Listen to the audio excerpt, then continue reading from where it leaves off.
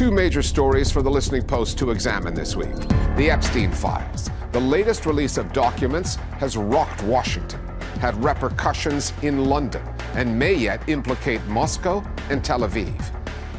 And we look at Gaza, where Israel keeps killing Palestinians and the word ceasefire now comes with quotation marks.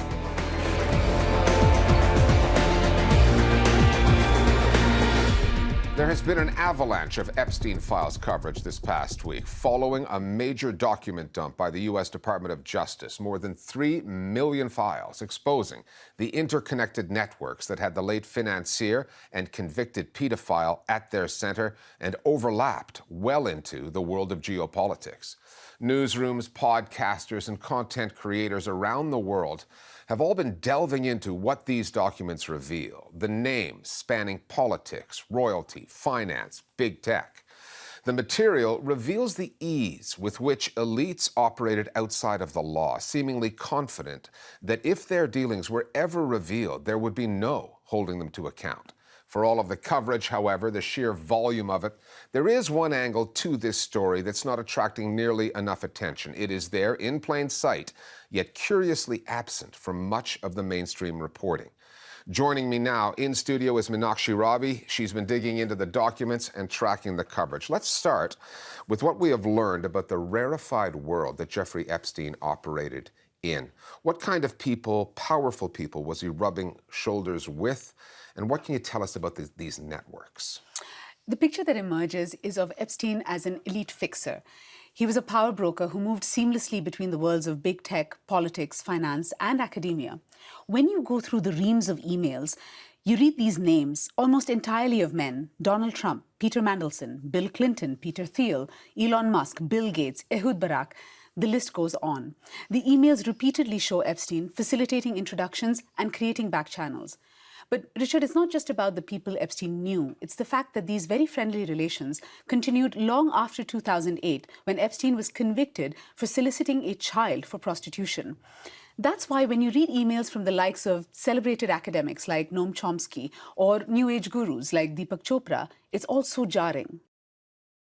In the correspondence, many of Epstein's connections offer personal comfort and support for a convicted pedophile.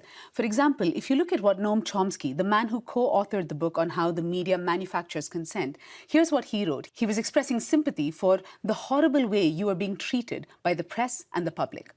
I spoke with Murtaza Hussain. He's a correspondent with Dropsite, and he's been following Epstein's connections, investigating his networks for many years now. I asked him, how was this man able to embed himself so deeply into the establishment and remain protected for so long? When you look at Epstein's communications and his networks, it's very clear that there's a relatively small number of people who are globally connected, who are in community with one another, and they wield tremendous power. And Epstein was a member of that sort of club. If you look at his communications, you see him acting as a connective node between powerful officials in many different countries, including between Israeli elites, Russian elites, Americans, Europeans, some Gulf Arab countries as well. And he was somebody that they looked up to help accomplish both their personal and political goals. And in doing so, you really do notice the tremendous leverage that he had over them when you also consider the fact in some cases he was facilitating their illicit activities. Now, a lot of powerful people are implicated in either illegal or morally repugnant behavior. There are so many leads for journalists to dig into here, including the links that existed between Epstein and Israeli politicians and intelligence figures. Yes, and this is an element of the story that really hasn't received the kind of media time and attention it deserves. I'll come back in a minute to why that's the case. But first, it's worth explaining what the documents show. There's evidence of a close friendship between Epstein and Ehud Barak. Ehud Barak was the former Prime Minister of Israel, but he also had a decades-long career in military and the intelligence services. So Epstein served as an advisor to Barak, and he was facilitating introductions to tech investors and financial firms. One of them was Palantir. That's the US-based data analytics firm founded by Peter Thiel, and they are deeply involved in government and surveillance. Here is a clip from a call between Epstein and Barak. Palantir is Peter Thiel's company. Palantir, P-A-L-A-N-T-I-E-R? Yes. Okay. So he thought that Peter would put you on the board of Palantir. So that call was back in 2013. You can hear Epstein is encouraging Barak to look into Palantir. 2 years after this call, Palantir opens an office in Tel Aviv. And these documents, Richard, the Epstein files, they contain a lot more about the shady connections Epstein had with various Israeli figures. This is what Murtaza Hussain had to say about it. It's well known that Epstein had close ties with the former Israeli Prime Minister Ehud Barak, but really his ties to the Israeli political system and also the intelligence world go far beyond that. And Epstein was really somebody who was not in any way a servant of the state of Israel in the sense of a public servant, but he was someone who saw himself clearly incumbent upon him to do what he offered the services he could to Israeli elites and Israeli society as a whole. And through his interactions with Barak, we don't just see the interactions of two powerful men, but we see private sector Israeli firms linked to the Israeli intelligence establishment, Unit A200, Unit 81, the tech sector, being deployed by them to win financial gain for Barak, but also to grow the sector and to win financial benefits for people who are working in it as well too in Israel.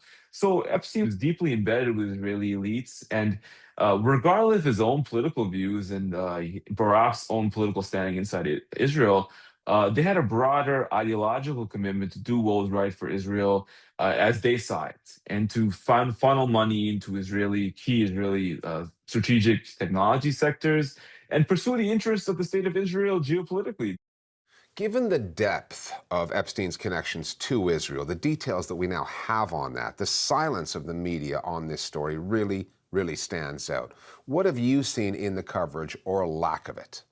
When it comes to Epstein's connections with Israel, the links are so glaring that you have to make an active effort to ignore them. The stories are sitting right there, but a lot of the mainstream media has not even bothered to touch it. What has been remarkable instead is how so many outlets have pushed speculative notions about Epstein's connections to Russia. Possible connections between convicted sex offender Jeffrey Epstein and Russian intelligence services. Growing suspicions of a Russian connection. Fueling speculation that Epstein could have been working for Russia. It's worth noting Vladimir Putin's name is mentioned 1,000 times, about 1,000 times in these emails. It appears that Epstein really worked his contacts to set up a meeting with Putin, but it looks like it never happened. And there's certainly nothing in the files, at least the ones that have been reviewed so far, that indicate that Jeffrey Epstein was somehow an asset of Russian intelligence. But that hasn't stopped news organizations from speculating on that, and they've been doing it for years, suggesting that the Russians had some compromising material on Trump, may have been blackmailing him. We're now seeing more and more on Epstein's ties to Israeli intelligence. We're even seeing images of those surveillance systems that Jeffrey Epstein had built into some of his properties, as though he's trying to gather more material that he can possibly use against people. But much like other angles relating to this, including Israel, we're not seeing that much coverage of it. Yeah, and one of the few media outlets that has been doing coverage on the Israeli angles has, of course, been Dropsite News. So I asked Murtaza Hussain what he makes of mainstream media's silence on the Israeli story. It's very well known that the corporate media in the U.S. has difficulties covering the state of Israel. But I think that actually in this case, the problem goes even deeper because Epstein was specifically embedded in this network, which seemed to encompass the Labor Party in Israel and the Democratic Party in the United States, the Clintons and so forth. And even his ties to Donald Trump were kind of based on the fact that Donald Trump was a Democrat for most of his life. So, you know, a lot of these institutions, media institutions, which are sort of more center left leaning, they're really being asked to cover their own corruption in some way because he was very much part of that world. I'll give you an example. There was a gentleman at the New York Times, a columnist named David Brooks. He wrote an article late last year, basically expressing his view that the Epstein story should not be covered anymore, and he dislikes the coverage of it, and he dislikes the focus on it. Shortly after that story came out, a photo emerged of him basically at a meeting with Epstein, and he had not disclosed that in his column, which seems like a great ethical lapse. But you know, that's just a microcosm of the main issue here. That's a pretty small world that he was in. And the media elites who are supposed to cover this world unflinchingly, they were part of it. So how can they cover it exactly? And the reason Dropsite's covering it is because Dropsite's not embedded in that world. So we're able to cover it and we're not, you know, it's not impugning us, so not really a problem. Richard, the Epstein story is going to be with us for a while. There are 3 million documents yet to be made public. The Department of Justice under Trump has been slowing down this process. If the rest of the files are released, and that is a big if, it will surprise no one if the DOJ has saved the worst, the most damaging material for the last. Thanks, Mina. Last Saturday, Israeli airstrikes killed more than 30 people in Gaza. On Wednesday, another 23 were killed. That brings the number of Palestinian lives taken by Israel since the ceasefire deal was signed in October to more than 500. So we have to ask, should journalists still be calling this a ceasefire? The larger question, is the Israeli government even committed to the peace plan? The answer, according to many in the Israeli news media, is no. Over and over, Israeli journalists have openly reported that the Netanyahu government is preparing to resume large-scale attacks on Gaza, that Israel is not just failing to uphold its side of the agreement, it is actively undermining it, preparing to restart its full-scale assault on the Strip. And with much of the international news media now looking away from this story, the end goal for so many Israelis, ethnically cleansing Gaza, is still on the table.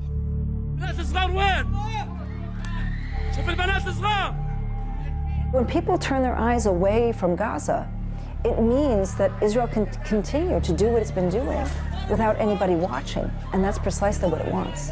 Because if you get it off the screens, then you get it off people's minds, and then the governments are not under pressure to act. So they are creating that ecosystem of ignore this. And when we move on to other conflicts and other stories, we're leaving the people of Gaza to die on their own. And most news outlets, American ones, for example, have moved on.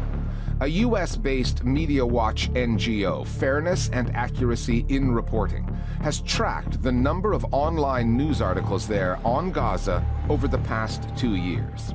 It reflects the spike in coverage in May of 2024, when Israeli forces invaded Rafah. The surge that August, when the Palestinian death toll exceeded 40,000. The first brief ceasefire in January 2025. August of last year, when a famine was declared, peaking in October when the ceasefire was announced. Since then, the coverage has nosedived, as though the ceasefire has actually held, when it has not. Ceasefire is when Palestinians cease and Israel continues to fire. There is no ceasefire in Gaza. There is only restraint, limited restraint imposed on Israel, how many people they can kill and get away with it. So as long as they keep the number in this double digits and not above 100, then the world is okay with it. The media is culpable here. The media has to say there is no ceasefire anymore. A ceasefire was signed and it's being violated systematically. Anything else is helping Israel cover up the continued systematic slaughter of the Palestinian people in Gaza. Ceasefire implies that there are two sides that are involved. It is day 11 of the ceasefire, the Israel-Hamas war. Using the term ceasefire makes it seem as though somehow there was a war, rather than it being genocide. It's the latest incident of violence testing President Trump's ceasefire agreement between Israel and Hamas. It was and is a one-way genocide. Israel's been perpetrating genocide against Palestinians, and that's the way that it needs to be framed, the continuation of genocide. Which many voices in the Israeli media are apparently okay with, and they are putting that out there. The newspaper Ma'ariv reported the Israeli military foresees the, quote, collapse of the Trump peace plan and is preparing to resume its assault on Gaza without restrictions and a full-scale occupation. The news network, Channel 14, revealed that the Army's chief of staff has already approved plans for a large-scale attack on the Strip. אז אנחנו בעצם מפרסמים שהרמטכ"ל מאשר לפיקוד הדרום את התוכנית להכרעת עזה.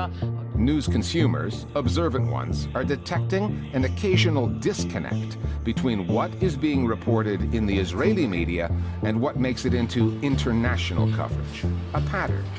Foreign outlets, including journalists the Netanyahu government has in its corner, get told one thing about the so-called ceasefire, while Israeli journalists are told another. You see Israeli media consistently saying there is no ceasefire in Gaza, that it's only a matter of weeks before Israel resumes the full reoccupation of Gaza. And it is being said to reassure the Israeli mainstream, as well as the very far-right government that's in power, that don't worry, the ceasefire is merely symbolic, it's a spectacle. If the IDF talks to the New York Times, the IDF talks to the Wall Street Journal, they will self-censor. When they talk to Channel 14 or Ma'ariv, they will be much more honest and open with what they're saying. So what they're saying to Israeli media is the truth. And what they're saying to foreign media is false. But foreign media needs to take these quotes from Israeli media and use them instead of relying on what the IDF is telling them, where they're much more likely to lie. That Israel will resist implementation of what it has apparently signed up to is a given. Netanyahu wants to put Iran on the front burner, Gaza on the back burner, and there is an awful lot of willingness to continue to go along with impunity. Accountability is hard, impunity is easy. The Israeli side is not having to work hard to resist. One of the disinformation methods the Israeli authorities have consistently used to avoid accountability for their war crimes has been to downplay the numbers. Ever since October 7th, they have dismissed the casualty figures coming out of the Gaza Health Ministry, the Palestinian death toll, calling the ministry a Hamas-run organization, casting doubt on the public health professionals who actually run the service. It is a misleading characterization adopted by far too many news organizations. The Hamas-run Gaza Health Ministry said the death toll has risen. The Hamas-run Health Ministry says at least 250 people. At least 31 Palestinians have been killed, according to Gaza's Hamas-run Health Ministry. Now the Israeli government acknowledges that the ministry's casualty count, currently at 71,000, is in fact accurate, something the UN and various NGOs have been saying all along. Although many other analysts insist that the Palestinian death toll is much, much higher than that. The 71,000 figure is actually a very conservative figure because it really only refers to those reported deaths. It doesn't refer to people who are lost, or people who are under the rubble, entire families that have been wiped off the map where they have no survivor who's there to declare that they have been killed. Believe me when I say that the number is much higher. Studies published in The Lancet and The Economist suggest the number is going to be significantly in excess of 100,000. Rubble clearing equipment hasn't been allowed in to look for Palestinians, only for those Israelis who were remaining. It might be tactically smart to claim this number when you know the number is going to be significantly higher. So all experts understood that this was an extreme undercount. But nonetheless, you had this schizophrenic process. The IDF, the Israeli government, the US, European governments would all use the number of casualties that is coming out of the Gaza Ministry of Health in internal discussions, while at the same time denying it to the public. So it was all about keeping the public as uninformed and as misled as possible in order to allow for this genocide to proceed. More than 2 years into the genocide and 4 months into this supposed ceasefire, the Israeli authorities still will not let international journalists into Gaza. The Foreign Press Association has brought a case to the Israeli Supreme Court demanding that access. But the court is slow playing the legal process. Last week, it gave the Netanyahu government 2 more months to prepare its arguments to keep the ban. Remember when all those Israelis took to the streets to protect their legal system, demanding the government drop its plans for judicial reform? Now that same legal system is kicking the can down the road, keeping the padlocks on the gates into Gaza, blocking foreign journalists from going in to keep the ugly truth from coming out. But there's a bigger issue, which is that there are Palestinian journalists on the ground. And instead of international colleagues believing their Palestinian colleagues about what they're not only seeing, but also living and going through, instead international journalists somehow seem to discount Palestinian journalists. So the lack of international access, coupled with the dehumanization of Palestinian journalists is what has led to Gaza's not being covered. I had a friend who went to Gaza in February 2025, and he said there was a thick stench of gunpowder and decomposing bodies all throughout the Gaza Strip. Entire cities vaporized, turned to dust and ash. The IDF cannot explain this away, which is why they just demonize every local journalist as Hamas, prevent international media from working with those journalists, cast dirt on them. The final result is a blackout. And the IDF is hoping to keep pushing this until reconstruction in Gaza begins. And by then, when people go in, they would film the progress. They will not dwell on the ruins and the rubble of the past. And finally, back to the Epstein files. The sheer number of them, millions and millions of documents released in such a chaotic way by the U.S. Department of Justice, has made sifting through them a challenge for journalists, whether they are looking for news angles on Israel, Russia, or Donald Trump. Jmail, and that's not a mispronunciation, is here to help. Jmail is a search tool, an internet archive of Jeffrey Epstein's correspondence presented in an easy-to-navigate Gmail-like interface. It is the co-brainchild of a software engineer, Luke Eigel, and an internet artist, Riley Waltz, who teamed up to make the source material more easily searchable. They have also partnered, although Donald Trump might prefer the term co-conspired, with DropSite News on this. Together, they have done what the Trump administration and the DOJ have chosen not to do, making the Epstein files more accessible. User warning, Jmail does leave some people with the unsettling, creepy feeling of being inside Jeffrey Epstein's inbox.